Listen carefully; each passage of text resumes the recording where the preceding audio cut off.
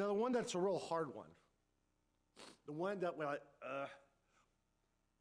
if we could just skip this one, we all would be happier. But it's in the scripture. In fact, Jesus commands it.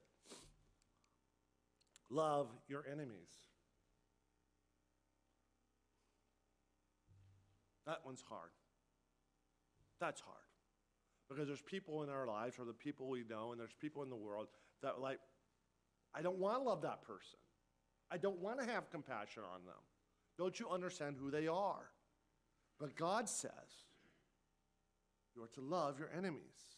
In fact, in the story, the Good Samaritan, we have this Samaritan. I said Samaritans and Jews, they hated each other. They would hurl insults at each other.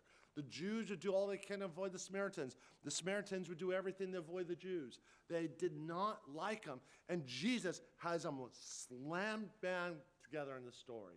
And he has a Samaritan showing love to a person he would have considered his enemy. You know, it makes you wonder who is the person in your own life, or people, or political group, or nationality, ethnic group, whatever, that you were like, ugh, I don't like them, I don't want to like them, I don't want to love them.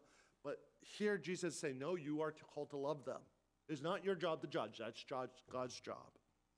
In fact, in Matthew 5:44 it says this, but I say to you, love your enemies, pray for those who persecute you. I don't want to pray for them. But Jesus calls us to pray for them. In fact, Jesus would later on say, what benefit if you only love those who love you? He says, even the pagans do that.